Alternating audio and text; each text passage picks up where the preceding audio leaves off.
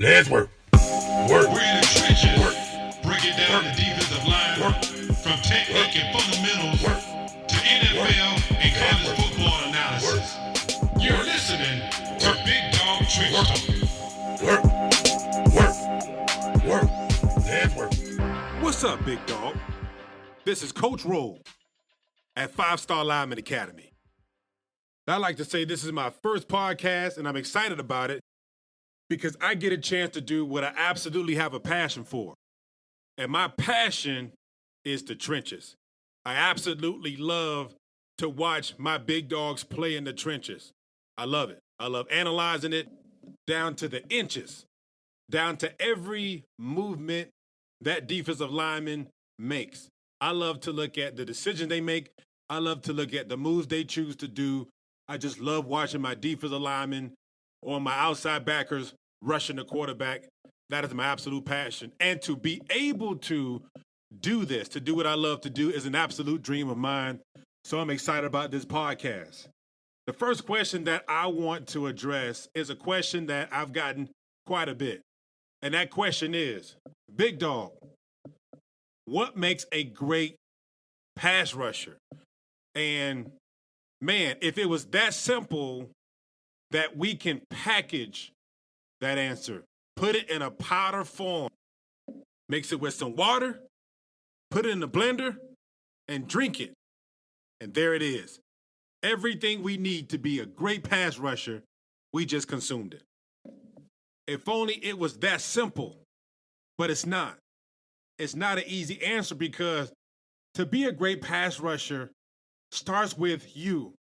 In my opinion, I've trained a lot of, and I continue to train a lot of defensive linemen all over. Professional guys, collegiate players, high schoolers, even middle schoolers. I train them all. If you want to get better, then I'm here to help you get better. The answer to that question isn't a one-size-fits-all answer. I've seen guys 6'5" that are dominant in the NFL, college, high school, 6'7". But I've also seen guys 6 feet and 5'11" do great things in the trenches. You know, we like to rely on our size. We like to think that just because I have the perfect size or my arms are very long and my hands are big and I'm fast or I'm very strong, that's what's going to make me a successful pass rusher. That's not true. That's not true at all. None of those things. Nothing guarantees us success as pass rushers. The only thing that comes remotely to a guarantee is our mentality, your attitude, your appetite. What is your passion? What is that thing in you that drives you to get up in the morning, that makes you try to figure out ways to make yourself great? That's, to me, is the start. To know how to do all of these pass rush moves, to be strong and to be fast and to be athletic and have great agility and know-how. That's the beginning. But we forget sometimes that we have to ignite those things and make those things work for us. When I get asked this question, I like to use the metaphor of a vehicle, a car, a truck, a van. Pick one. With these vehicles, they have everything that it needs to function well, to be efficient. The job of that vehicle is to move you around, to get you from one place to another. Some of those vehicles' responsibilities and jobs are to carry certain things, is to carry a load. Some of those jobs of vehicles is to transport other vehicles. Sometimes it is to pull another vehicle. Or if you're driving across the country and you're carrying your luggage and you're carrying your things with you, that vehicle has the power to do that. These vehicles have the ability to do what they've been designed to do. The only thing is that none of those vehicles work until you turn on the car, until you stick your key in the ignition and you ignite that vehicle. Unless you ignite that vehicle, the vehicle will not move. It will not function until you ignite it. You put the key in the ignition and you turn it on. When guys come to me and they tell me, Coach, I'm big and I'm strong and I squat this and I bench press that. And yes, those things are important. You must be strong to play in the trenches. You must be quick and agile and flexible to play in the trenches. You must have great technique to play in the trenches. There's a lot of things that you must have. But if you don't ignite the animal in you, none of those things mean nothing. None of those things can actually help you be productive and successful if you don't ignite that animal in you, that dog in you. DAWG. Driven attitude wields greatness. You want to be a great pass rusher. You want to be a great person, a great player, whatever that might be. You've got to look in the mirror and find that answer, because that's where the answer is. The answer's in you, big dog. You got to find that answer. Stop looking for what you don't have and identify what you do have and ignite what you have. I've seen vehicles with 3 wheels and get the job done. We see motorcycles with 2 wheels and get the job done. Everybody does not have to be the same size, same height, same speed, same agility. We're seeing players now that are playing with 1 hand as opposed to 2. And we say, that's amazing. That's amazing. Why? Because it takes 2 hands to play great football, to be a great pass rusher. Says who? Of course, everybody would like to have all their limbs to be successful. However, does it mean that I can't be successful if I don't have everything that I need? Absolutely not, because the one thing that you need to be great is within you. You have to ignite what you do have. There are some people that have everything that they need, but will not or cannot ignite what they have. Their vehicle never turns on because they're forgetting that even though you have everything in place, you have your 4 wheels, you have your engine, you have your exhaust pipes, you have your steering wheel, you have your gasoline, you have all the functioning pieces that you need to be productive and successful. However, you're forgetting one thing, big dog. You've got to turn the car on. You have to ignite the vehicle. You've got to ignite the animal. And part of that, part of the ability to ignite the animal in you starts with your attitude.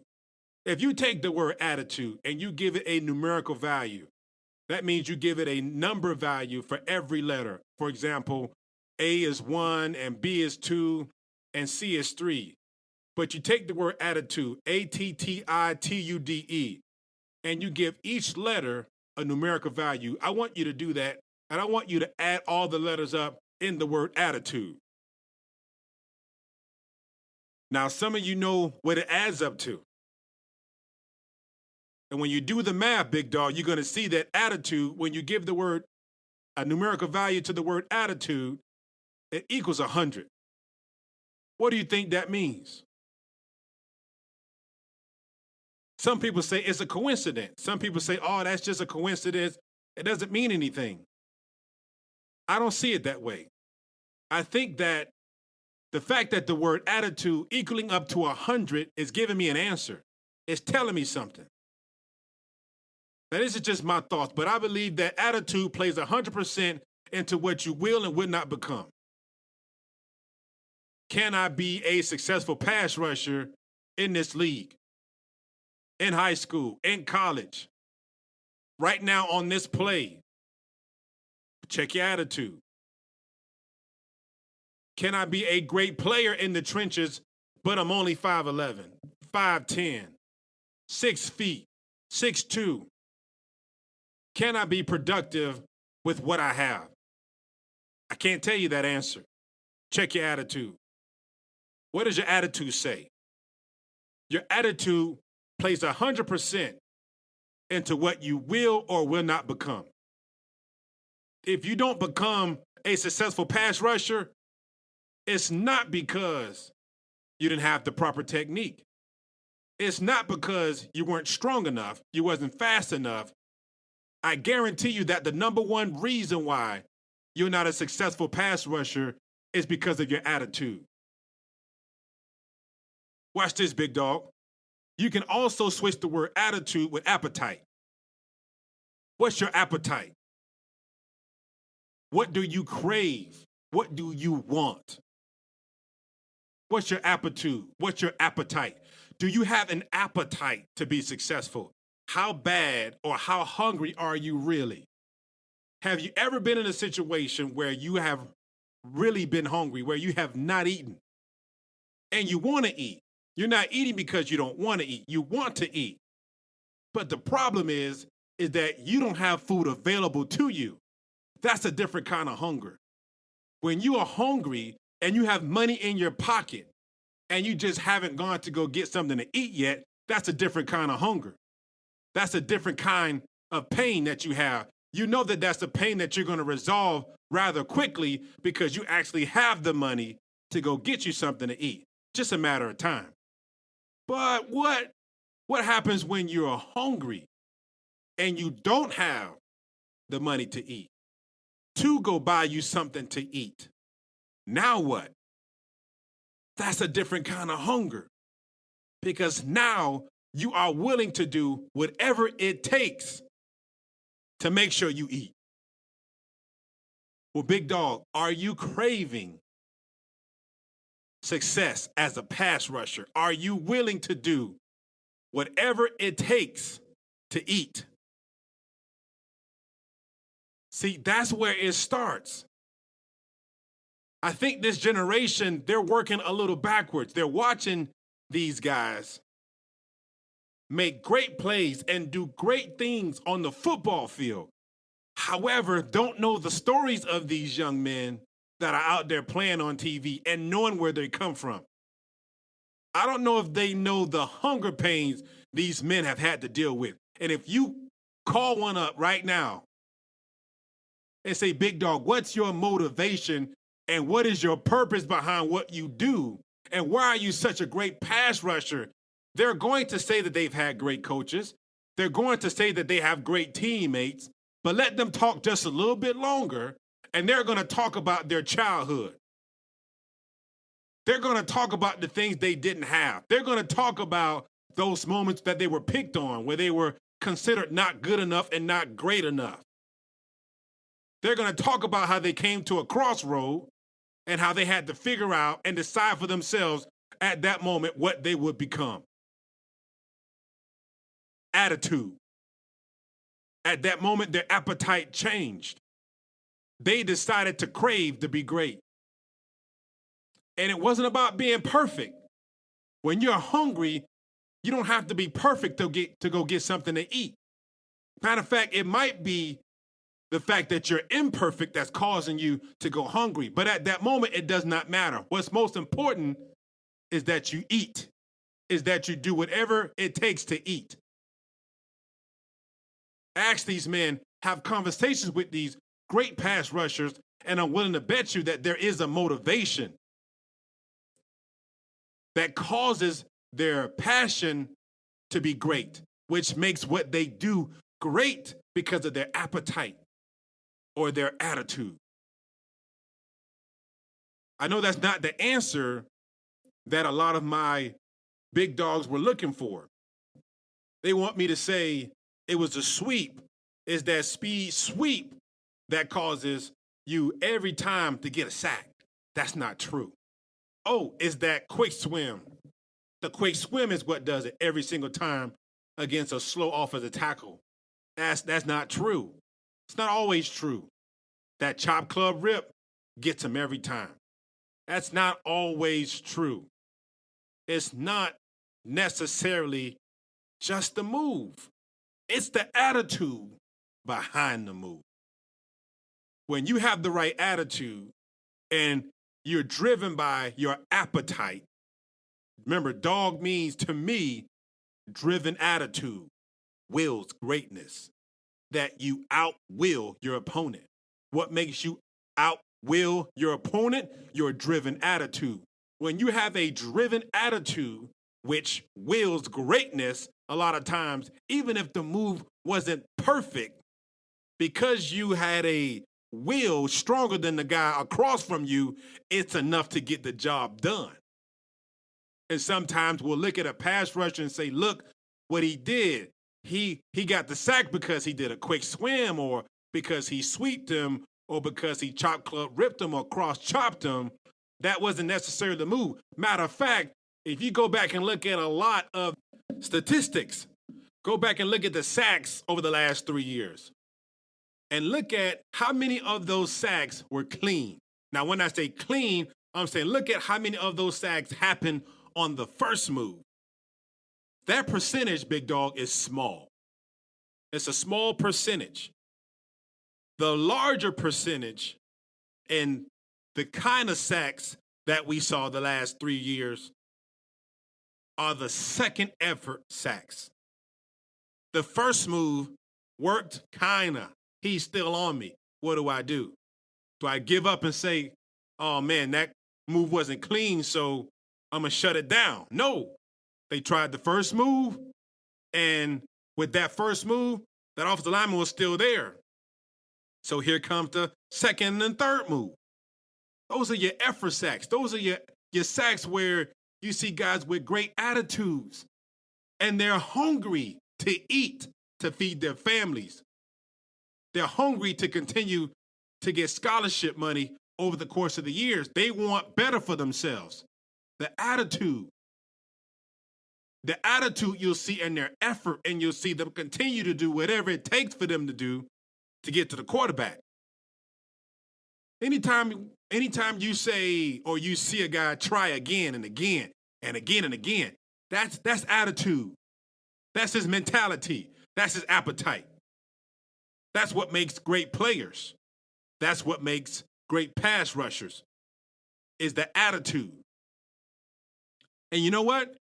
If you actually go back and look at that pass rusher, that defensive lineman, or that outside backer, and you look at the course of 4 quarters, you're going to probably see them rush the quarterback probably 20, 30 plus times. Now, that depends on the offense, but quite a bit. How many of those times do they get to the quarterback out of the 20, 30 plus pass rushes they've had over the course of 4 quarters? If a defensive lineman in the NFL gets 1 sack a game, that is superb. That's not good. That is superb. What kind of mentality do you have to attempt to rush a quarterback over 20 to 30 times, probably more depending on the offense you're going against, and you walk away from that game with 1 sack, which is superb, or probably no sack that game? What kind of attitude do you have to keep coming back over and over again without a sack or 1? I'll tell you what kind of mentality you have to have. That is a pass rusher who is hungry, who has an appetite, who will not stop until he gets what he wants. That is a patient, mature, advanced, elite pass rusher who understands the art of rushing. We want a sack every single time we put our hands in the dirt. And there's nothing wrong with wanting one. It's the want and the will that actually gets us there. But our attitudes allows us to line ourselves back up and keep coming again and again and again until we get what we want. What makes a great pass rusher? That's that pass rusher that keeps coming back every play, every series, every quarter, every game until he gets what he wants. Whatever move he had to do, whatever drills he had to do, exercises, whatever film he had to analyze, does not matter. It's the attitude. It's the attitude that causes a pass rusher to be great. I'm sorry, big dog, but you have to place the attitude before the arsenal. You cannot allow your success to lie in your weapon. If you use a particular weapon or a pass rush move and it doesn't work, does that mean you're not a good pass rusher? No, that's not what that means. That means you have to choose another weapon because you are a great pass rusher. And that's why I'm starting this answer with attitude. Not with the pass rush move, not with what's in your arsenal, but with the attitude. Because when you have the right attitude, you'll find the right arsenal. when you have the right attitude, you'll find the right weapon. Why? Because your attitude will not stop searching until it finds the right weapon. It's in your attitude. You will get to the quarterback. You're just trying to figure out which weapon is best. But I'm going to get there. One way or another, I'm going to find a way to get there because my trust is not in the move. It's in me. It's in me. It's in what I want to do. It's in my appetite. It's in my attitude. I'm going to find a way to get there because that's what I want. That's what I crave. To be a successful pass rusher starts with you. Like I said earlier, look in the mirror, and that's a great start. Now, once you've done that, now let's talk about the kinds of moves you can do now that you know who you are, a little bit more about yourself, as opposed to looking across from you and trying to figure out how good you're going to be. What does he have to do with you? As far as I'm concerned, big dog, he has nothing to do with what you will or will not become. Remember, what you will and will not become, what you do and don't do, lies in you. Not him, not them, you. When you look within yourself and identify who you are and who you are not, that's the beginning, and a very important beginning, might I add. Now, are you stronger? Are you quicker than you are strong? Are you strong and quick? Are you long? Are you not as long? Are you short? Are you wide? Now that you know who you are, let's find out your strength. Listen, it's almost like talking to Muhammad Ali and Mike Tyson. If I were to have this conversation, and if I were to sit across from these two great boxers that I had the privilege of watching growing up, I didn't see Muhammad Ali a lot in person. I did see a lot of Mike Tyson. I was in the Mike Tyson era. But I recognize that these are very, very two great boxers in their own right. Mike Tyson is not the tallest. Muhammad Ali is. I don't think Mike Tyson is over 6 feet. Muhammad Ali is. Obviously, Muhammad Ali has a long wingspan. Mike Tyson does not. Muhammad Ali is longer. I don't know if he's quicker than Mike Tyson, but he's quick, light on his feet. Mike Tyson has a very strong lower body, huge chest cavity, very powerful and explosive boxer. They're both successful, but they're both different. They're different, yet they were both successful. Even if you look at Muhammad Ali's era, Joe Frazier, George Foreman, there are lots of different boxers during that era, but they were all successful in their own way. Muhammad Ali had a longer reach, a quick jab, float like a butterfly, sting like a bee. Rumble, young man, rumble. That was Muhammad Ali. Mike Tyson got in you. He was the aggressor. And if you allowed him to get past your jab, he was going to uppercut you. He was going to dish out blows to your body. His hooks were deadly, but that was his game. What's my point?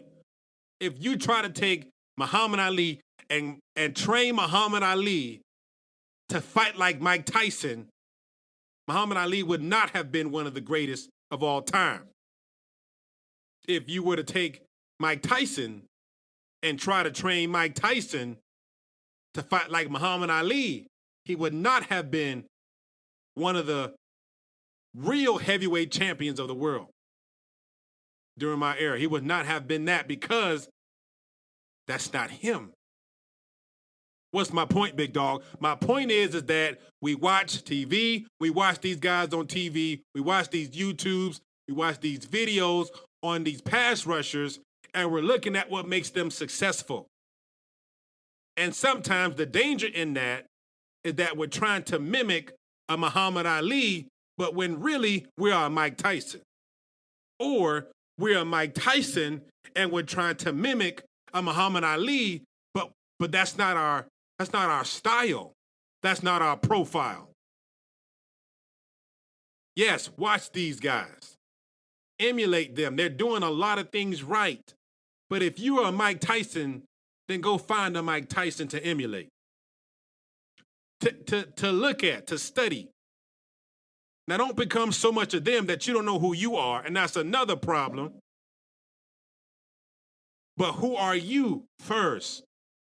You can't know who to emulate if you don't even know who you are and what you're good at.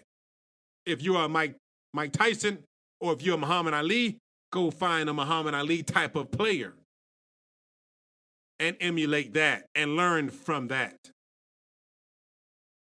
It starts with you. What makes a successful pass rusher? Attitude. Now arsenal. Now arsenal. Now arsenal. Now let's develop our skill. I'm realizing that I'm quicker off the ball than most linemen. I'm realizing that I have a great first step. I'm realizing that I don't have a great first step, but when I make contact, I'm blowing a guy up in front of me. I realized that I have great hand-eye coordination. I don't know, maybe it's because I took karate or taekwondo, or maybe I played a lot of tennis growing up, or whatever it might be, but for some reason, I have great hand-eye coordination.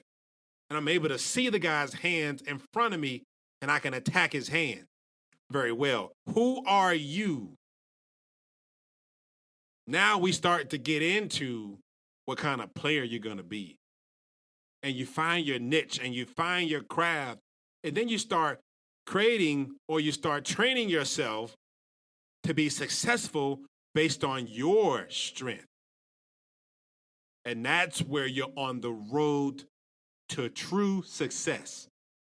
And there's something unique about this young man. The way he plays, there's a little bit of Michael Strahan. There's a little bit of John Randall. Gosh, I haven't seen a little bit of Reggie White, the late, great Reggie White. There's a little bit of Deacon Jones. You know, there's a little bit of all of these successful pass rushers, Mean Joe Green, that we've had in the past. But it's because you studied these men.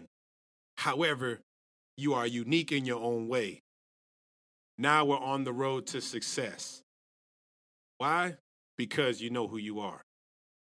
And you get this authentic, skilled pass rusher. Now you mix that in with a great trainer, a great coach that's not trying to make you into somebody you are not. He has identified the skills that you have and who you are, and he's molding that. And he's shaping that. Now all of a sudden, you don't have to pretend to be somebody else, but you feel good about who you are and how you're playing because it feels so natural. It's my attitude. It's my appetite.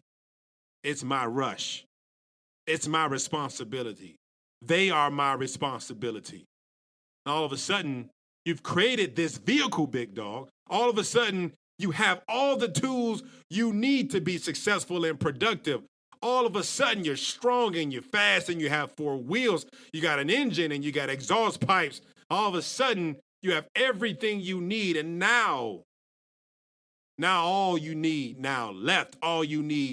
left to do is ignite the animal in you. That's all you need at that point. And now you're watching yourself do great things. You're watching yourself make great plays. You're watching yourself actually do things you didn't even think you could do. You're doing things that nobody could have taught you.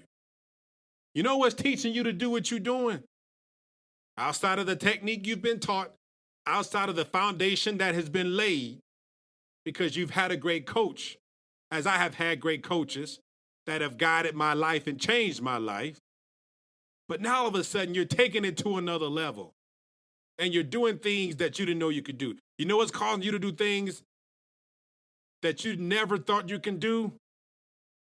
Your appetite, your attitude. It's making you do what you have to do to eat.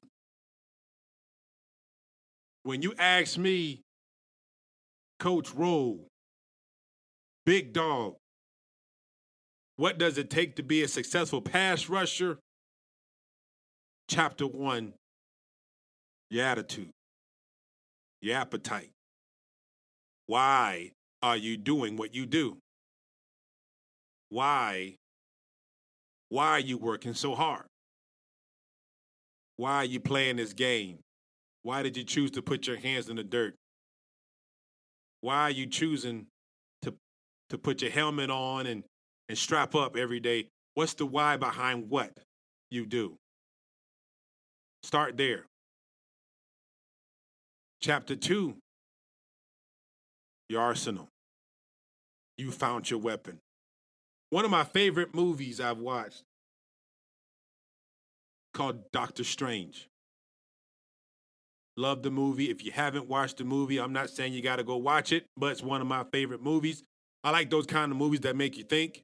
You know what I'm saying? I like those kind of movies that make you look in yourself and really analyze and really think things through. I'm a thinker. I love to think, and that's one of the movies that made me do that when I watched it. Probably watched it about 3 times. But one of my favorite parts in that movie is when Doctor Strange is learning the whole idea behind his mentality, how his mentality just wasn't right. He misunderstood a lot of things. Very smart man, the doctor, the surgeon, very smart, very good at what he did, but his attitude wasn't right. His mentality, the way that he thought through things, wasn't necessarily correct, or it didn't allow him to think on another level. And so he's learning all these different things. And so now that he's starting to figure things out, one day in crisis, where he's fighting for his life because he's being attacked by some villains, I don't know what they're called, but he's being attacked, and all of a sudden, he finds his weapon. Now, there were different weapons in this particular house that he was in, but I'm not sure if house is even the right word, but if you've seen the movie, you know what I'm talking about. He finds his weapon. He finds what's his. Though there were different kinds of weapons in there that did not work for him, but he finally finds what's his. And when he finds his weapon, that's when he finds even more so his purpose and his calling, and he becomes a man that he has never seen before. He, watch this, begins to do things he has never done because his circumstance has brought him to where he is at that moment, and crisis has led him to a place where now he's looking for answers and he finds it. And the answer was in the mirror. And once he identified who he was, then he found his arsenal, or he found rather his weapon. And all of a sudden, in the movie, he steps into his identity and he begins to do things he never thought he could do. Actually saves the world. I know it's comic stuff and it's not realistic, but the principles are very real. When you find out who you are, and it may come through crisis, it may actually come through you not being as successful as you would like to be. Don't put your head down. Don't stick your head in the dirt. This is actually the perfect opportunity for you to actually find the answer.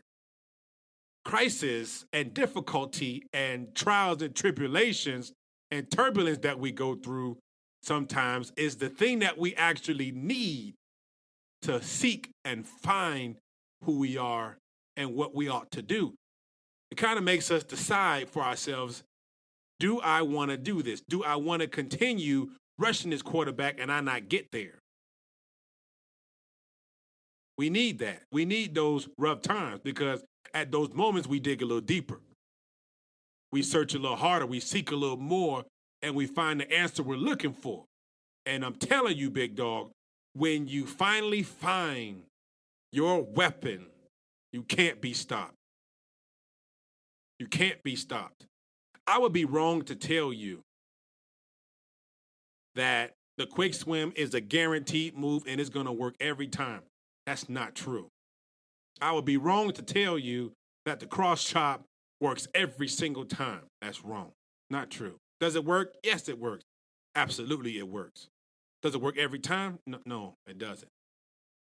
The chop club rib, bull pull, slingshot, long arm, stab, jab, all these great moves that work. Cross club over, stutter, catching the hands, hammer down, wheeling out, escaping. I mean, there's so many different techniques you can do to make you productive and successful. But it's all about pairing those moves with you.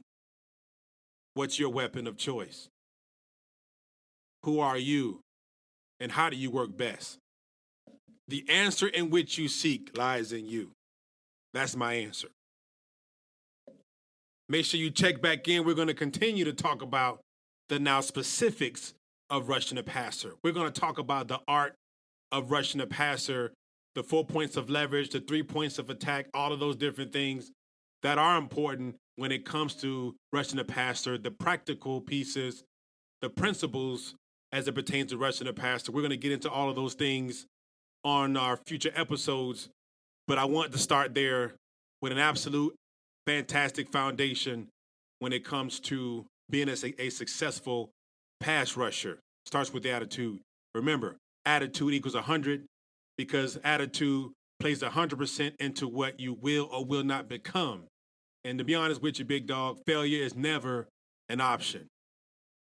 Hey, big dog, make sure you pay a visit to our website, BigDogFootball.com, and subscribe. At BigDogFootball.com, I might be a little biased, but we have some of the best D-line content in the world. We have exclusive run drills that will help you stop the run and pass rush tutorials that will help you get after the quarterback. We have drills that will enhance your skills and a weight room program that will make you functionally strong and powerful. We have subscribers that are national and international football players. We have subscribers that are national and international coaches. And we're grateful that they've had nothing but positive things to say about their players and themselves as coaches, as subscribers to Big Dog Football. So Big Dog, what you waiting for? Join the Big Dog Football community and help us grow to make great D linemen all over the world. All right, Big Dog, you know what time it is. It's time to stick your cleats in the dirt and go to work.